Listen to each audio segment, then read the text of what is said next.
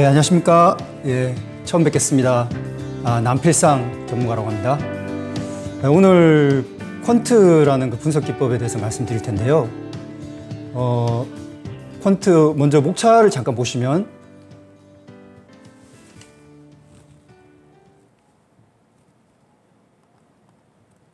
예, 퀀트 분석에 대해서 잠깐 내용을 말씀드리고 퀀트 분석을 이용해서 HTS에서 어떻게 활용하시는지, 어떻게 이제 종목들을 뽑아보실 수 있는지 등을 한번 시연해 보여드리고, 마지막으로 이제 간단한 3분기 시황과 함께 유망주 한번 뽑아보는 그런 순서로 진행해 보겠습니다. 먼저 퀀트라는 거는 Quantitative Analysis라고 해가지고 이제 양적 분석 혹은 뭐 계량 분석이라고 표현하는데요.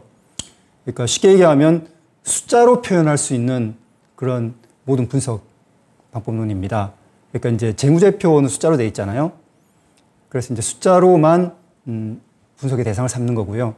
또 반대 개념에는 이제 이 질적 분석이라고 해서 Qualitative Analysis, 그러니까 이제 숫자로 표현될 수 없는 거, 뭐 예를 들면은 뭐 디자인이라든지 뭐 산업 전망, 제품의 경쟁력, CEO의 능력, 뭐 특허의 가치, 이런 그 분석가의 직관이 필요한 부분들이죠.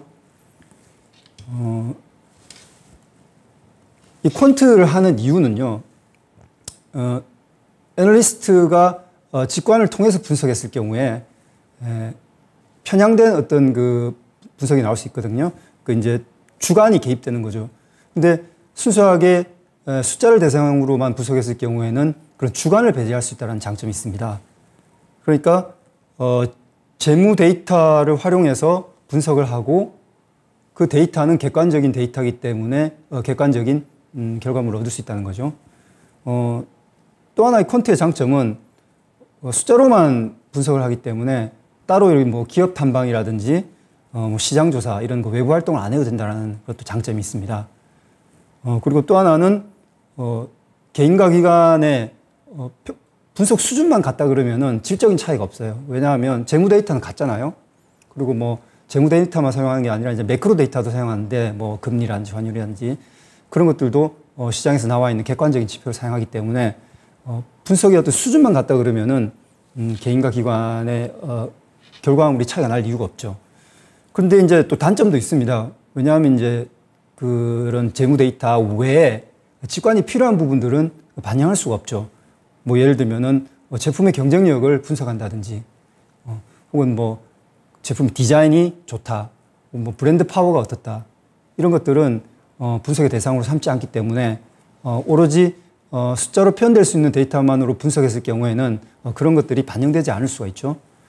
또 하나의 단점은 데이터 편향의 위험이 있습니다.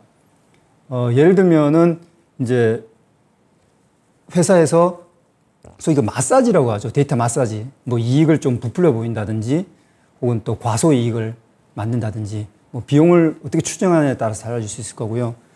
뭐 이익을 부풀렸을 경우에는 주로 이제 뭐 주가를 조금 올리기 위한 목적일 거고, 또 반대로 주가를 좀 내리고 싶다. 예를 들면 뭐 그 CB라든지 전환사채, 뭐 신주식권 사채 이런 거를 발행해서 그것을 이제 외부에 주는 것이 아니라 내부에서 그걸 이제 받고 싶을 때 전환가를 낮춘다든지, 뭐 신주식권 가격, 그 행사 가격을 좀 낮추고 싶다. 이럴 경우 또 활용될 수 있겠죠. 그런 그 데이터 값을 의도적으로 이제 왜곡시켰을 경우에 이 퀀트 분석은 반영을 할 수가 없죠. 또 뭐 비정상적인 기업 활동 이런 것들은 추적하기가 힘듭니다. 뭐 불법 탈법 행위라든지 뭐 비정상적인 어떤 기업 활동이 감지됐을 경우에 그것이 숫자로 명확하게 나타나지 않으면은 찾아낼 수가 없죠. 그래서 이제 퀀트의 한계는 재무의 요소 혹은 숫자로 표현되는 것들, 객관적인 것 외에 질적인 부분들은 반영하기가 좀 힘들다.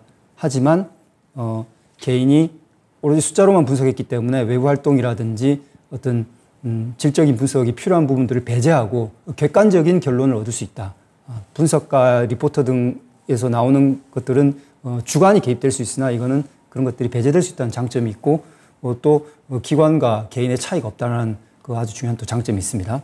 그래서 결론적으로는 이제 이 데이터 편향을 막기 위해서는 이 퀀트를 했을 때 나오는 이 종목들을 보고 이게 말이 되는 종목이네? 좀 너무 이상한 결과값이 나왔네라는 정도의 차이는 파악할 수 있어야 돼요. 그래서 단순히 결과값을 맹신하는 게 아니라 나름의 어떤 그 직관이 결합됐을 때 좋은 결과값이 나올 수 있다라는 말씀을 드리고요.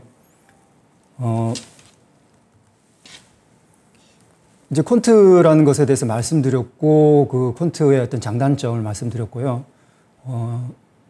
기업 분석, 그러니까 기업 평가라는 것에 대해서 간단하게 조금 그 개념만 좀 말씀드릴게요. 흔히 이제 밸류에이션, 가치 평가라고 하는데, 우리가 그 시장에 와서 이 사과를 사려고 해요. 그럼 가격이 적혀 있습니다. 한 1,200원? 이게 싼가? 했을 때, 고민이 되죠? 그러면은, 나름 이제 이렇게 생각해 볼 수 있어요. 그 옆에 있는 다른 사과, 뭐 비슷한 품종이고, 뭐, 겉보기는 조금 투박해 보이지만, 뭐 맛도 거의 비슷하고, 중량도 비슷하고. 근데 내가 살려는 사과는 1,200원인데 그건 1,000원이란 말이죠. 이렇게 비교해 보는 거를 피어 밸류에이션, 피어 어널리시스라고 해서 이제 경쟁사 분석이라고 합니다. 그래서 옆에 게 비슷한데 1,000원이고 내가 지금 살려는 게 1,200원이면 이거 너무 비싼 거 아니야? 이거 한 1,100원 해야 되는 거 아니야? 이제 애널리스트들이 이제 주식을 분석했을 때는 이렇게 표현하죠. 경쟁사가 PR이 20배다. 근데 현재 이 A라는 종목은 10배다. 근데 질적으로 내용적으로 내가 분석해 봤을 때 뭐 큰 차이가 없다. 한 15배는 받아야 된다. 라고 하면 이제 목표가가 20배에 한 25% 디스카운트 된 15배, PR 15배가 목표 가격이 되는 거죠. 그런 식으로 이제 분석하는 걸 이제 피어 어널리시스, 경쟁사 분석이라고 하고요. 또 이제 또 다른 방법은 이 사과 작년에 얼마였지? 작년에 1,000원 정도밖에 안 한 것 같은데 올해 왜 이렇게 비싸지? 1,200원이야?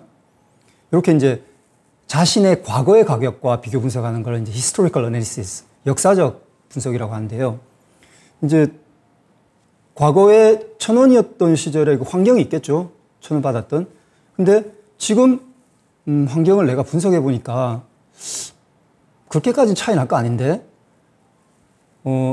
종목으로 치자면 작년에 순이익이 1,000억이 났는데 밸류에이션을 20배를 받았단 말이죠. 2조였다. 시총이. 근데 올해 이익은 늘었어요. 한 1,200억.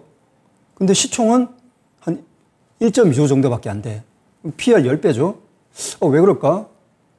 시장에서 내년 그 이익을 좀 안 좋게 보고 있구나. 근데 나는 조금 다르게 생각해. 그 정도까지는 아니야. 그러면은 한 1.5배, 뭐 한 1조 6천, 7천억 정도는 받아야 될 것 같은데? 라고 분석하는 게 이제 히스토리컬 밸류에이션이라고 합니다. 그리고 이제 또 세 번째는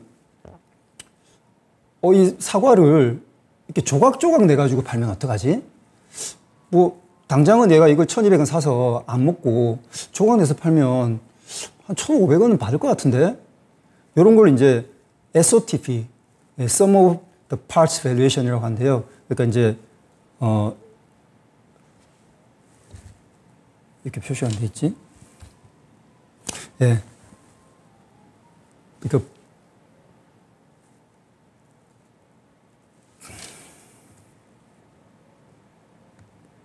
예. 분할 총합산법이라고 합니다. 예.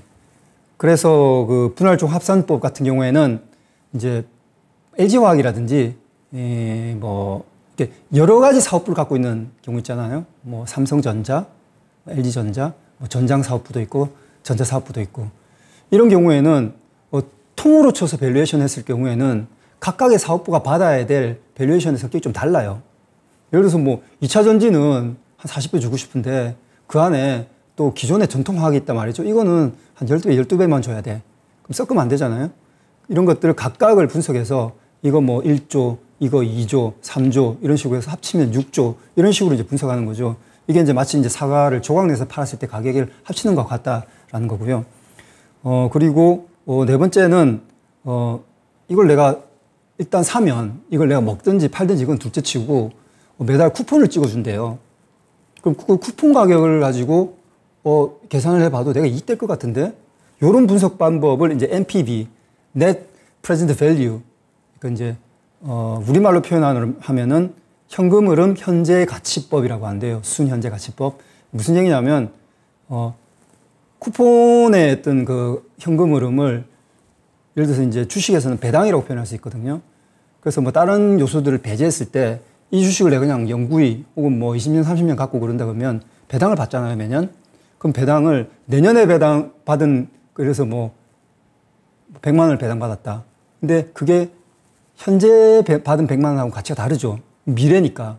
불확실하잖아요. 그럼 할인해 주거든요. 그리고 이제 디스카운티드 한다는 걸 하는데 그게 뭐 쓰는 이제 이절 같은 것들도 좀 복잡하게 계산하는 게 있겠지만 어쨌든 1년 뒤, 2년 뒤, 3년 뒤 이런 그 현금 흐름들을 모두 현재 가치화 해가지고 합산하는 방법. 이게 이제 NPV, Net Present Value Analysis라고 합니다.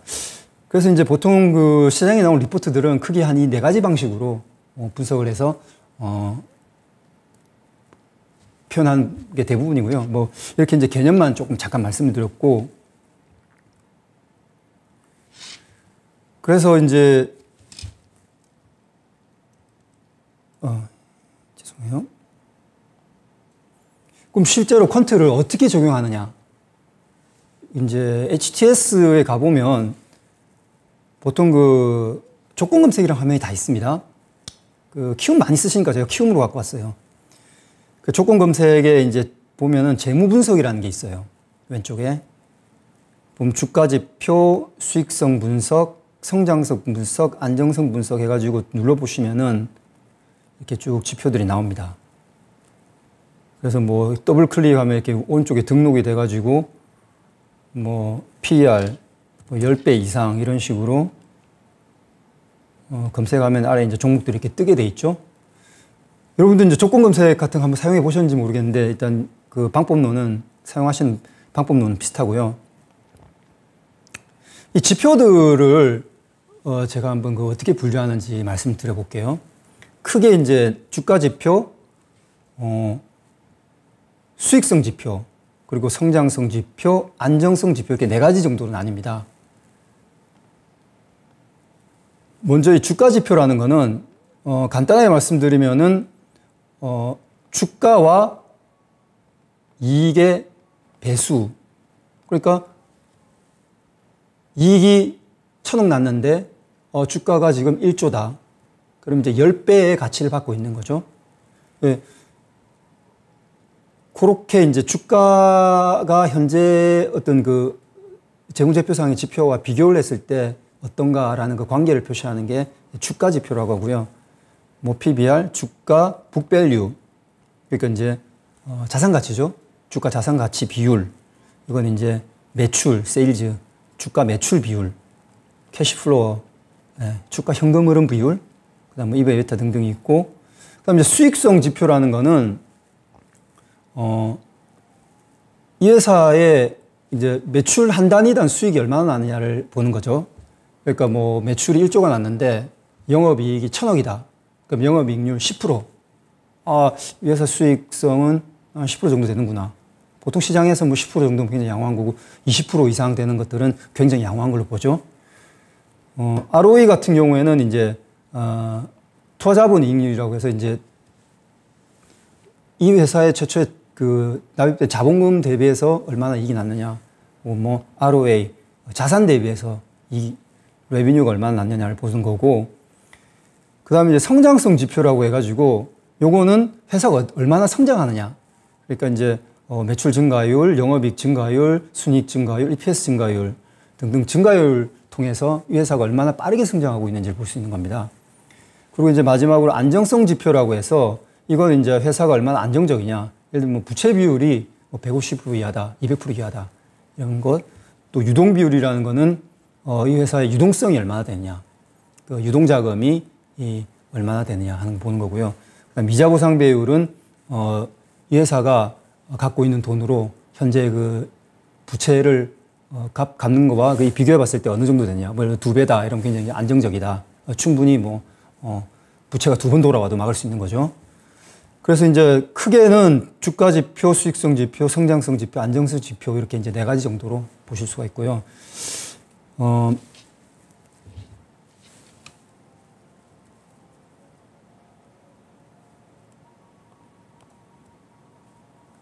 그래서 그러면 이 지표들을 어떻게 쓸 거냐, 이걸 좀 말씀드릴게요.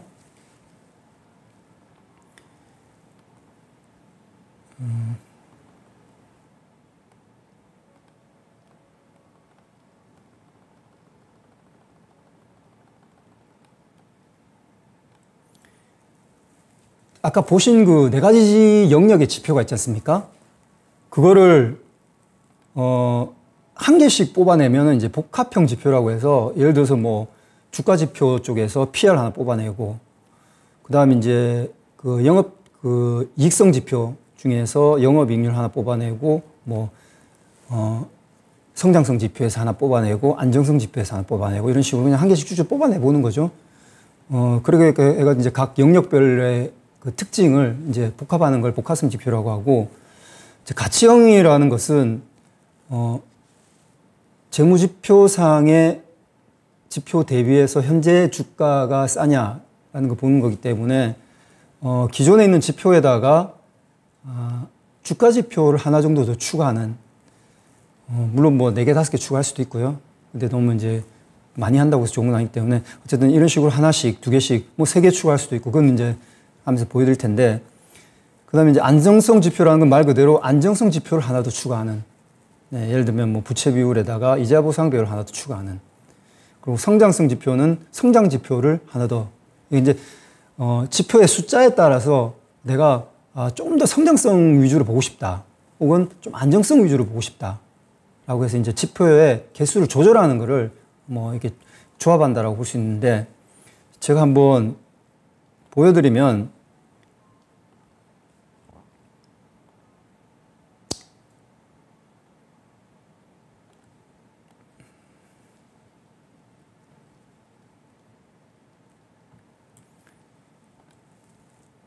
왼쪽에 이제 이렇게 보시게 되면은 재무 분석가 이렇게 분류가 되어 있고, 아까 말씀드렸죠. 주가 지표가 있고, 수익성 지표가 있고요. 영업이익률, 순이익률 이렇게. 그리고 이제 성장성 지표 해가지고 매출액 증감률, 영업이익 증감률 이런 식으로 이제 다 이렇게 그룹핑이 되어 있습니다. 안정성 분석, 안정성 지표.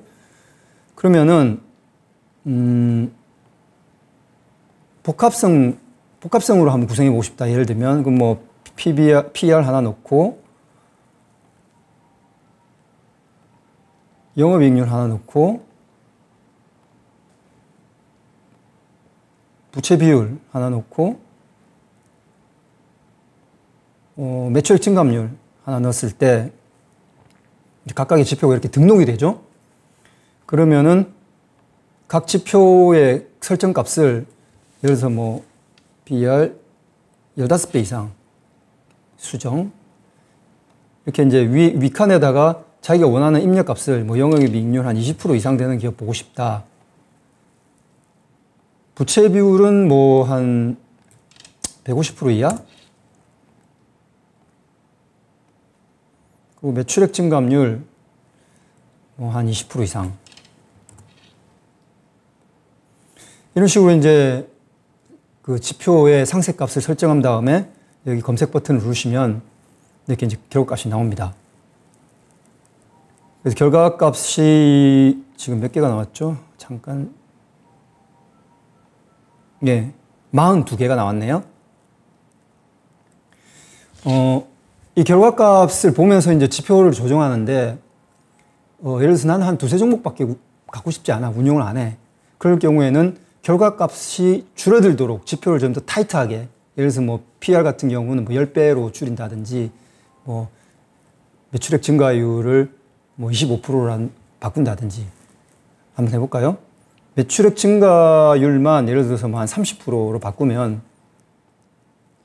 결과값이, 예, 조건만족 결과값이 30개로 이렇게 이제 줄어들었습니다. 근데 나는 뭐 한 10종목, 혹은 15종목 보통 구성한다 그러면 이제 그에 따라서. 그러니까 이제 자기가 포트폴리오로 구성하고 싶은 종목 숫자에 따라서 지표값을 조정할 수가 있겠죠.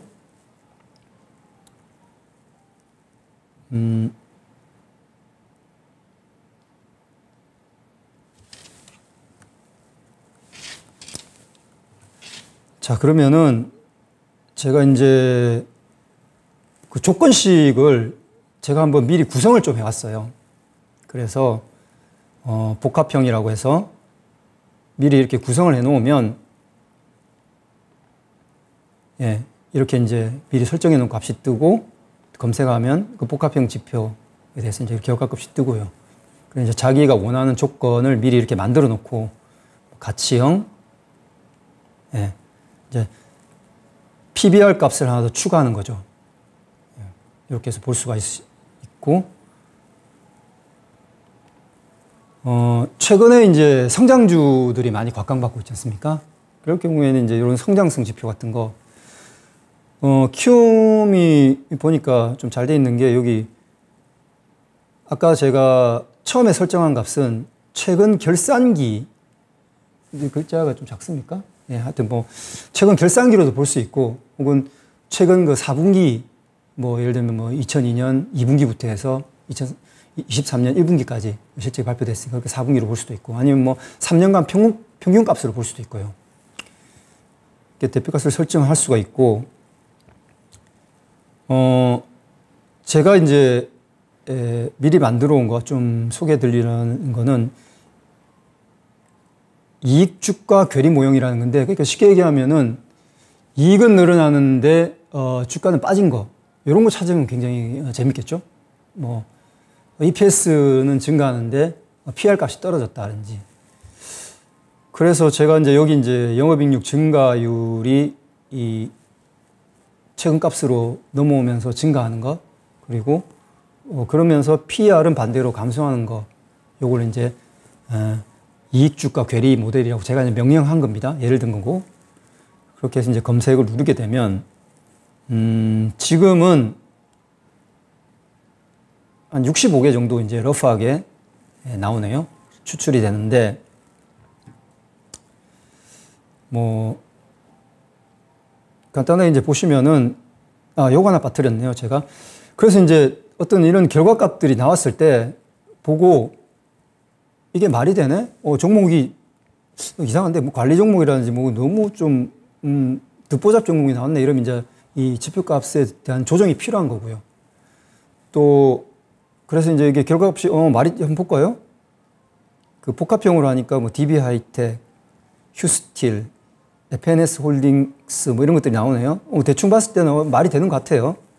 뭐 하이로 코리아 같은 것도 나오고요. 그리고 이제 가치형으로 이렇게 한번 볼까요? 이제 PR을 하나 추가한 거죠. 컬러레이 같은 종목 나오고, 한국엔컴퍼니, LG, 휴스틸, 풍산홀딩스, FNF가 한 번 더 나왔네요. 그리고 뭐 영원무역홀딩스도 한 번 더 나온 것 같고, 하이록도 한 번 더 나오고요. 차트를 제가 한번 잠깐 볼까요? 여기서 이제 복합형에서도 한번 나왔고 가치형에서도 한번 나왔어요. 그러면은 한번 관심을 가져보는 거죠. 뭐 예를 들어서 하이록 같은 경우에는 현재 외국인들 쭉 매수에 올라가고 있고, 그리고 이제 기관은 팔다가 한 6월, 이게 언제죠? 며칠 전부터 이제 매수에 들어가고 있고요. 주봉으로 보니까 27,000원 고점 뚫기 전인데 좋아 보이죠? 차트가?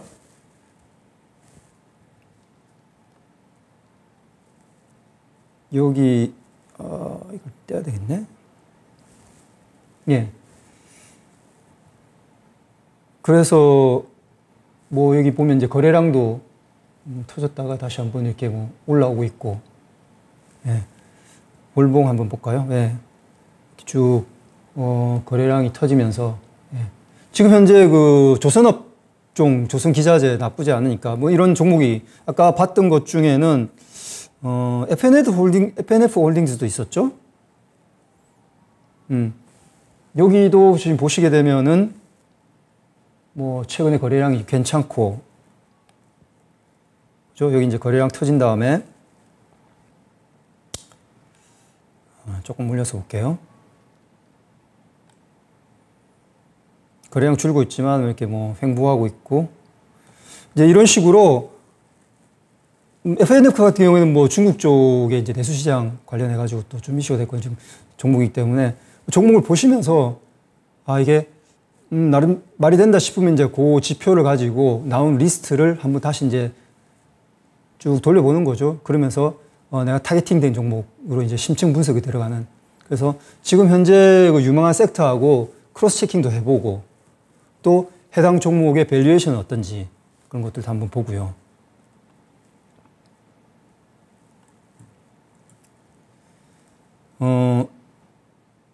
키움에 보면은 0604 재무 차트라는 게 있어요. 요게 이제 좀 활용하기에 재밌는 지표인데, 밑에 보시면은 영업이익 해가지고 이렇게 이제 있고, 영업이익률 이렇게 있죠. 그리고 이제 PER. 이건 이제 자기가 그 재무지표를 등록해가지고 시계열로 볼 수가 있는데, 아까 하이록 한번 볼까요?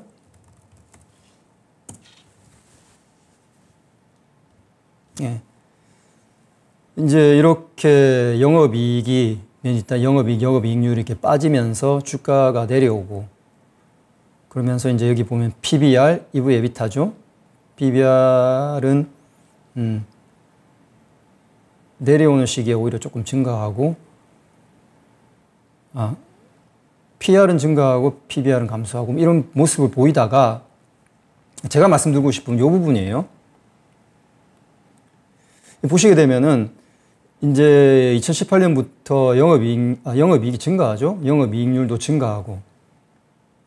근데 여기 2020년부터 보시게 되면은 PR이 고점에서 꺾여져 가지고 이렇게 내려오고 있습니다. EV 에비타도 내려오고, PBR은 점진적으로 소폭 증가하고 있고요. 이게 이제 이익과 주가가 괴리된다. 이 시점부터 이렇게 끊어서 보면, 이 시점부터 이제 이 괴리가 커지죠. 그러고 나서 주가는 점진적으로 이렇게 상승하는 모습을 보여줍니다. 최근에 이제 뭐 좀 그 시장에서 많이 보는 종목들 한번 볼게요.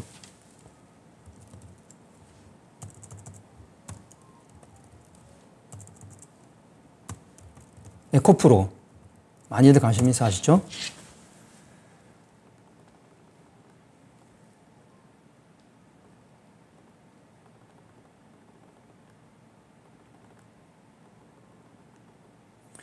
에코프로 같은 경우에 이제 이렇게 쭉 오다가 2021년에서 2022년 이 시기에 2022년에 영업이익이 확 증가하죠. 이익률도 증가하고 영업이익률도. 근데 PER은 뭐 증가가 소폭합니다. 근데 오히려 PBR은 떨어져요. 그죠? EV 에비타 확 떨어집니다. 그러고 나서 어떻게 되죠? 여기서 주가가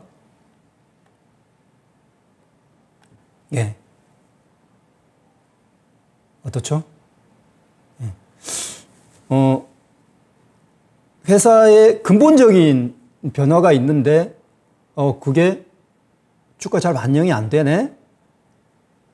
그럼 이 회사의 중기, 장기 성장성을 봤을 때 이거 지금 뭔가 터질 것 같아. 2차 전지?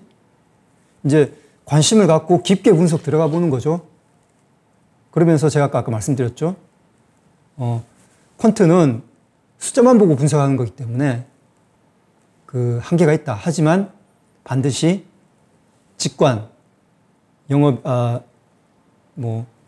시장 성장성, 그리고 이게 어떤 마켓 트렌드에 맞는 섹터인지, 깊게 보자면 CEO의 능력도 볼 수 있고요. 그리고 디자인이 중요한 종목이면 디자인도 보고, 또 특허의 가치, 또 섹터 내 시장에서 그 기술이 가지고 있는 그 시장, 그러니까 정확하게 말씀드리면은 시장이 100조 시장인데 2차 전지가 그 안에서 뭐 양극재가 40조다 했을 때 이 해당 종목이 갖고 있는 전체 시장에서의 그 파이, 뭐 양극재도 있고 분리막도 있고 하지 않습니까? 그 파이 이런 것들을 보면서 중장기로 매수해 나갔을 때 결과가 어떤가 한번 보시고요.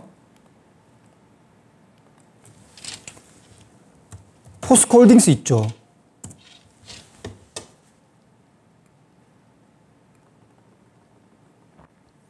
포스코홀딩스는 이렇게 이제 보다가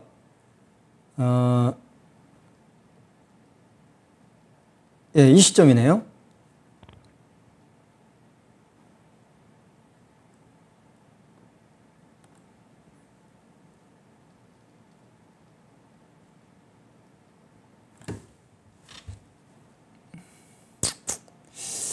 제가 말씀드리려고 했던 시점, 여기구나.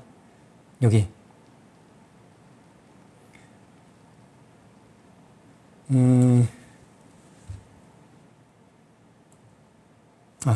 죄송합니다. 정확하게 맞는 게 없죠? 예, 정확하게 제가 보여드리려는 게 이쁘게 맞아 들어가 여기 지금 하향하고 있고, 현대차 한번 볼까요?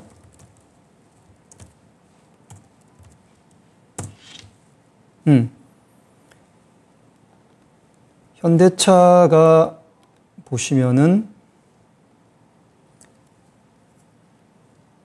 2019년, 여기네요. 예. 영업이익이 증가하는데, 예. 눈에 띄는 PR 감소가 보이죠. 예. 이게 이제 2019년도의 결산값을 기준이니까 아마, 발표가 보통 12월 결산, 1년 결산 자료는 3월 30일까지 발표되죠. 그러면 한 요때쯤 될 겁니다. 그죠? 그러면, 19년 자료, 18년 자료 기준으로 이익은 증가했는데, PER은 떨어졌다라는 결과값을 확인할 수 있는 시점이죠. 요 시점이.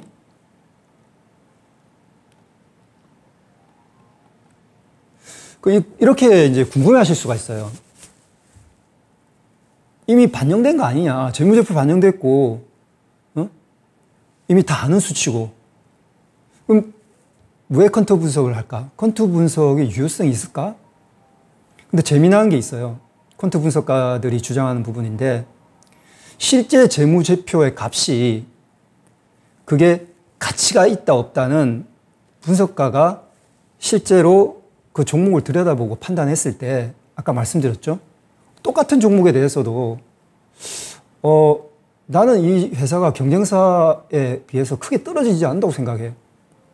남들이 보지 못한 부분을 봤을 때 그 가치가 이제 시장에 반영되는 시간의 갭을 우리가 취하는 거거든요. 재무제표도 시장에 늘렸어요. 싼 주식들 많습니다. 근데 싸서 싼 게 있어요.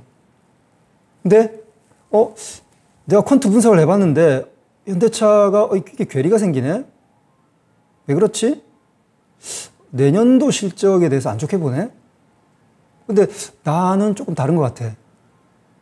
혹은 시장에서도 리포트가 상반된 게 나와.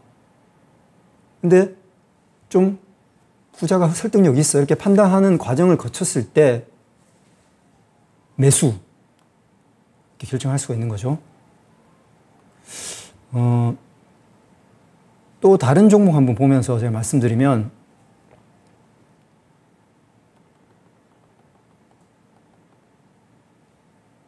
SK 하이닉스. 핫한.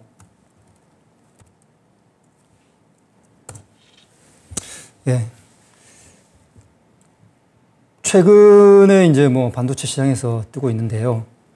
보시게 되면은, 이익과 주가가 괴리된 시점이 여기 보시면은 19, 20, 21 증가하고 있죠? 영업이익률도 증가하고. 근데 PR이 떨어져요. EV 에비타도 떨어지고. 그러면 이 시점에서 잘라볼게요. 내가 만약 이 시점에서 발견했다. 예. 실질적으로 아마 이 주가 재무제표가 발표했을 때는 이 시점일 것 같은데, 하나 앞서 발견했다 그러면 좀, 그러니까, 재무제표가 1, 2, 3, 4분기 이렇게 발표가 되지 않습니까? 그럼 결산이 안 나오더라도 여러 가지 추정 방법들이 있죠. 예를 들면 1분기가 혹은 2분기 값이 작년 동기 대비 비교해 봤을 때 성장했다. 그럼 올해 더 나아질 것 같은데? 라고 찾아낼 수 있는 거죠. 그래서 지금 연간 대비로 표현됐습니다만 이제 분기 대비로 표현할 수도 있고요. 분기 데이터로 했을 때 하나 재밌는 거는 1분기로만 작년하고 비교해 보면 결산, 그러니까 이제 2022년, 2023년의 전체 값에 대비해서 봤을 때 1분기 4분의 1 값의 가격만으로 작년과 2023년의 차이를 추정해 볼 수 있잖아요. 근데 이제 지났어요. 2분기가 발표됐어요. 그러면 1, 2분기 값으로 추정하면은 결과값에 대한 신뢰도가 높아지겠죠. 예, 그런 것들도 공부가 좀 돼야 됩니다. 그래서 이런 것들이 좀 재밌게 볼 수 있는 부분들이고, 그럼 다시 이제 넘어와서,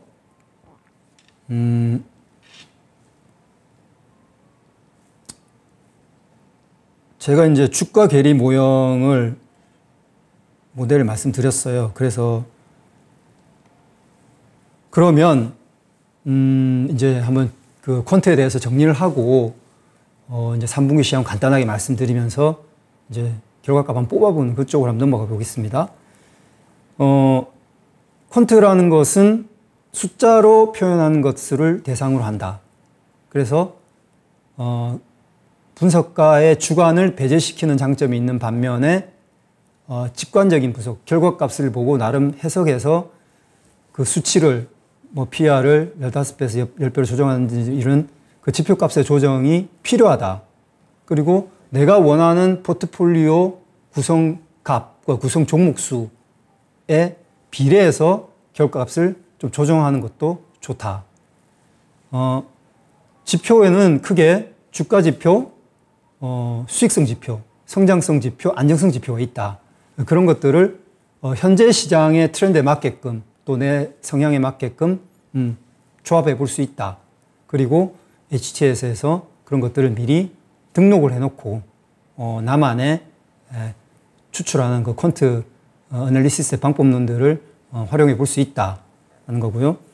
그리고 마지막으로는 아까 제가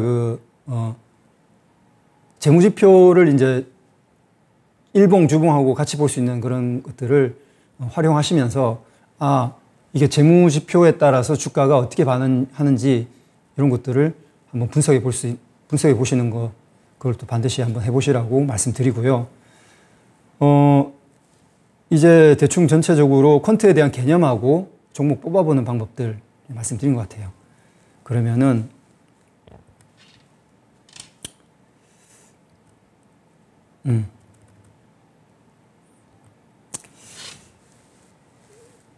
이 시황을 보는 이유는 이제 주도 섹터라는 게 있지 않습니까? 그러면 내가 종목들을 뽑았어요.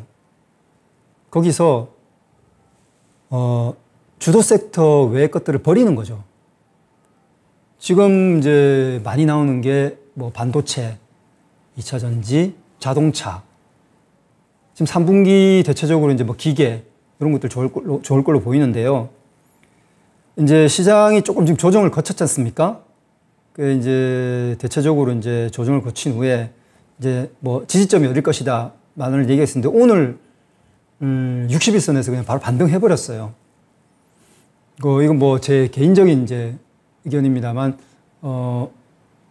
반등이 확실히 이루어진 것 같습니다. 이제는 한 전고점 이상 2,700, 한 50 정도를 향한 여정이 시작됐다라고 보여지거든요. 2,600을 바로 뚫었고 또 기간 외인 뭐 동시 매수도 들어오고, 뭐 누가 봐도 일단 뭐 턴한 모습이 보이죠. 그러면은 3분기에 이제 주도 섹터는 뭐 시장에서 많이 얘기 나오는 게 이제 IT 쪽하고, 인프라 쪽, 그리고 이제 자본재 쪽에서는 뭐 조선 방산항공, 그다음 자동차. 저는 크게, 반도체, 자동차, 전차 요걸로 이제 좀 집중적으로 보시라라고 말씀드리고요. 거기에 이제 메인을 두고 서브에 이제 기계, 예, 뭐 전선이나 유틸리티나 그 인프라 관련된 기계 쪽을 같이 보시라.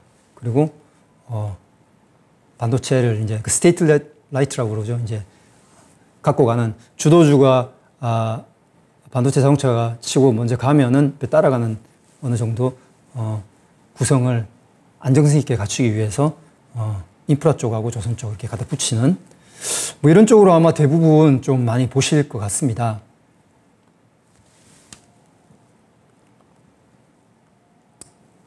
그래서 이제 제가 아까 주가 괴리 모델로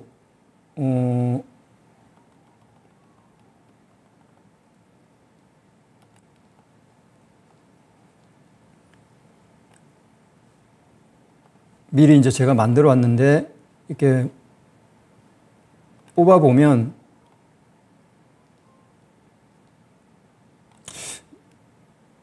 (65) 종목 정도 나오네요. 여기 숫자 잘 안 보이는데 너무 많잖아요. 거기서 이제 섹터를 아까 말씀드린 섹터로 이제 한번 압축해서 보시면은, 예, 3분기 유망주 대략 이제 이렇게 나옵니다. 그래서 이제 이익 증가율이 이 근래값으로 들어오면서 뭐 확대가 되면은 좋죠? 근데 PR 값이 빠졌다. 무슨 의미죠? 주가 빠졌다는 얘기죠. 재무제표 값이 그대로라고 가정하면.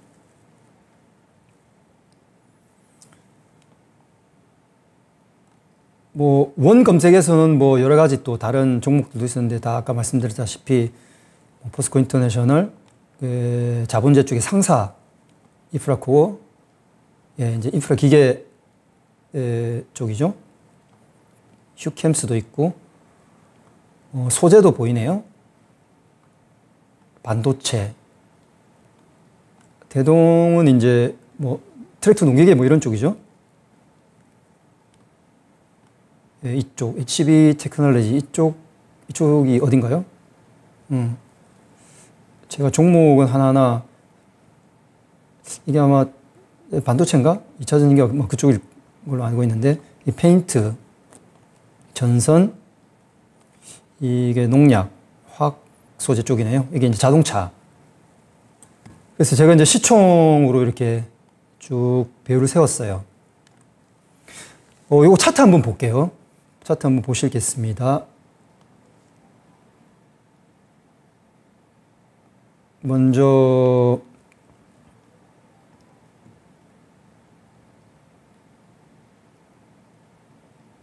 그 전에, 다 말씀드렸으니까.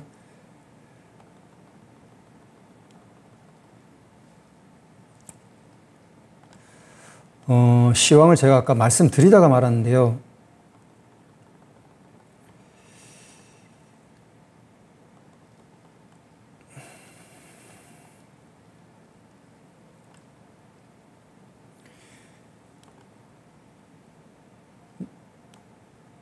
그래서 이제 2750 정도 반도체, 자동차, 기계 뭐 등등 말씀드렸고, 넘어갑시다.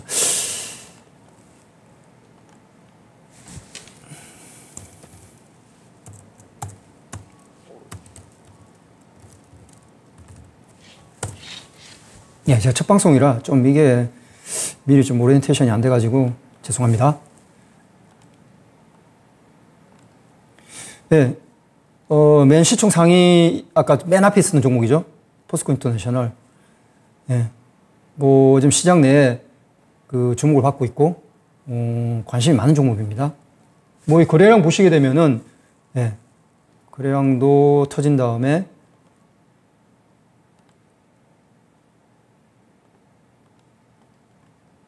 네, 나쁘지 않죠? 네. 그리고, 행보 중에 있고,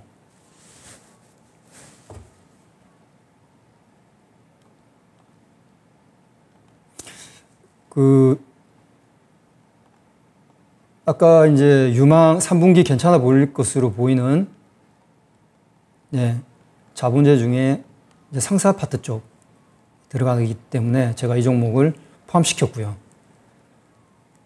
거래량도 보시다시피, 예, 3분기. 그래서 이제 이렇게 보시면서 이게, 내가 원하는 섹터, 말이 되는 섹터, 최근에, 말이 되는 섹터에 포함되어 있느냐. 두 번째, 이제 상사주 말고, 현대인프라코어.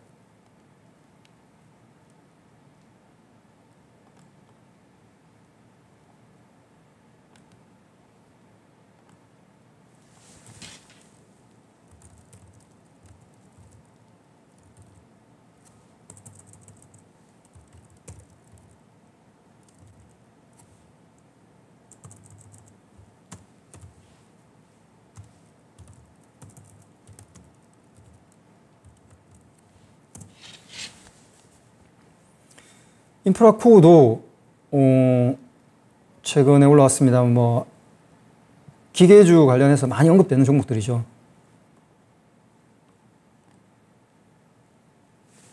보시게 되면 이제 여기 거래량, 앞서 거래량, 다시 여기 거래량 늘어나고 있고요. 주봉으로 이제 보신 거고, 예, 월봉. 3분기에 뭐, 이 분석된 내용이 맞다라고 한다면은, 전고점을 공략하는 흐름을 한번 예상해 볼 수 있겠다라고 말씀드릴 수 있을 것 같고, 현재 행보 중이면서, 여기 이제 제가 미리,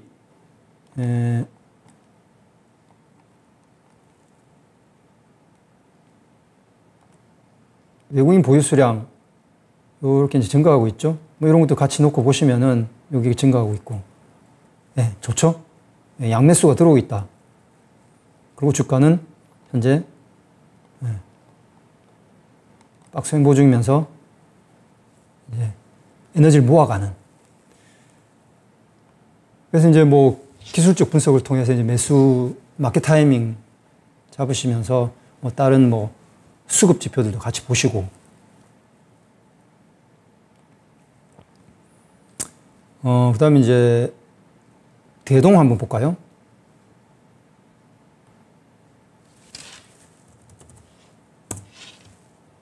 예.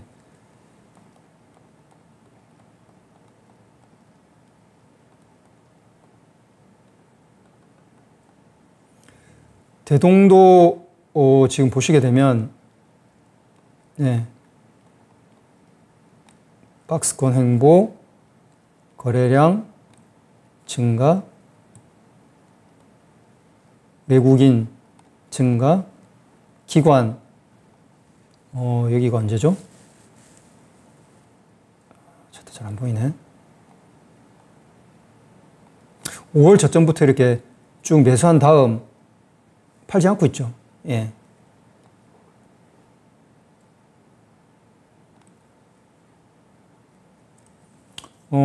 이제 대동 같은 경우에는 기계 쪽이니까 관심 있게 보실만 하고,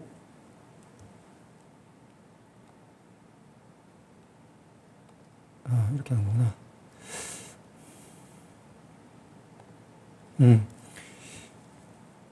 그 다음, 예, 뭐, 대충 이제 한 가지만 더 말씀드려 볼게요. 이게 제가 또 보니까 차트가 좀 괜찮아 보였던 게 노르홀딩스하고 요 밑에 것들도 좀 괜찮아 보였어요. 하나씩 다 HB 테크놀로지 뭐 시간이 조금 남아 있으니까 좀 보여드릴게요. 제가 HB 테크놀로지도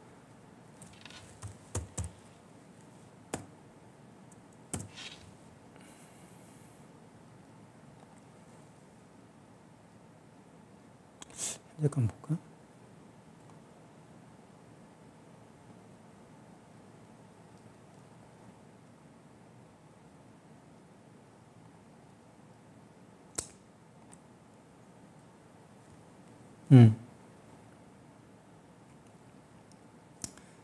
기술적으로 말씀드릴게요. 최근에 거래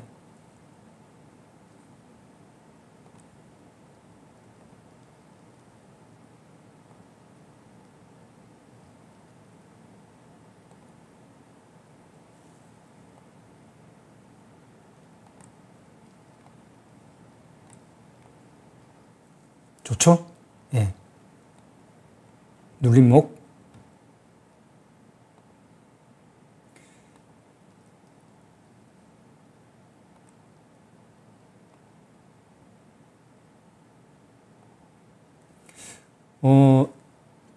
뭐,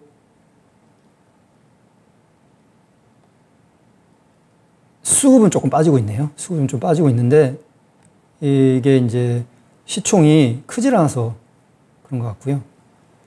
지금 뭐, 일관으로 봤을 때는 이쪽에 이제 물량 있는 것들을 조금 조정을 보이면서 뭐, 올라가주는 흐름 기대해 볼 수 있을 것 같고,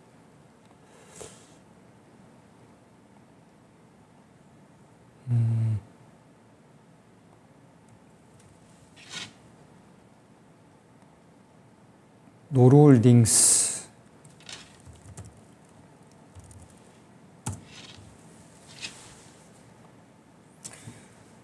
그래서 이제 뭐 다 아시겠지만 너무 이렇게 쭉쭉 올라가고 있는 종목은 부담스럽겠지만 지금 이렇게 이제 박스권에 있으면서 눌러가는 종목들 여기가 이제 기관이 수급이 튀었죠.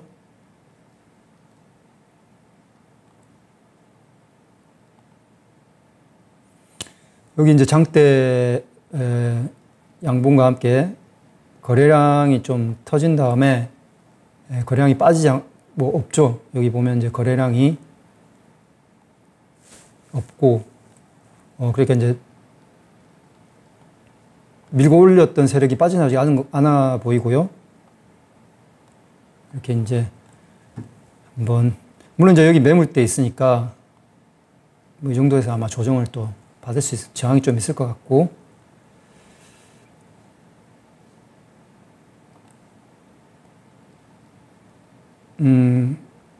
가온전선 네오토 정도 한번 더 보겠습니다. 이제 거의 다 말씀드렸어요. 그죠? 이건 이제 설명,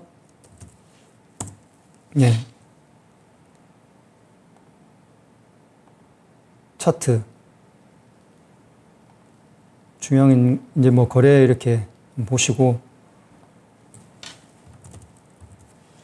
이 소형주예요. 1,000억이 안 되는 소형주인데, 지금 거래 터진 다음에, 내려오고 있죠, 거래량이.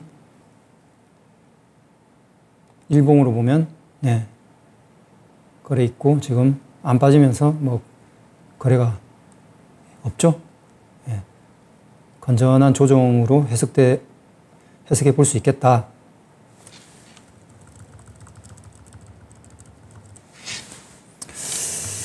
까지 말씀드렸고, 지금 시간이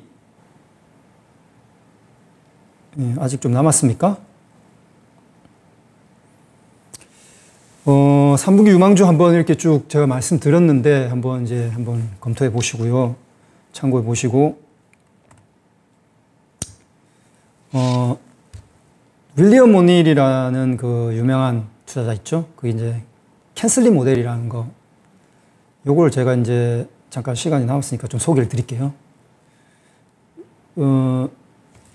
캔슬리 모델이라는 거는 이 앞에 이제 약자인데요. C는 부당 중기순이익. 방송 시간 거의 다 끝나가지고요. 정리해 주시면 됩니다. 아, 예. A는 이제 연간 준이익 순이익 증가율 뭐 이렇게 해가지고 U는 신고가, S는 거래량, L은 이게 선도주냐 소외주냐, I는 기관 외국인의 관심주냐, M은 현재 시장 방향성, 큰 방향성이 어떠냐. 그래서 여기는 이제 계량 지표, 양적 분석 지표고요. 이제 질적 분석 지표. 양적 분석과 질적 분석을 결합한 윌리엄 오닐의 캔슬링 모델 같은 게, 예를 들면 이제 요 앞에 것들을 종목 검색 분석에서 한번 뽑아보신 다음에 이제 밑에 것을 한번 고민해 보는 거죠. 지금 이게 시장의 선도주냐, 뭐 AI에 관련된 종목이냐, 혹은 기관 외국인들이 관심을 갖고 있는가. 그리고 현재 마켓의 방향은 맞나? 네, 제가 아까 대략 분석을 해드렸습니다만은 그 방법론이 크게 윌리엄 오닐의 방법론이다라고 말씀드릴 수 있습니다. 오늘 여기까지 말씀드리고요. 또 다음 주 하반기 관련해가지고 한번 또 유망주 찾아보는 시간 갖도록 하겠습니다. 감사드립니다.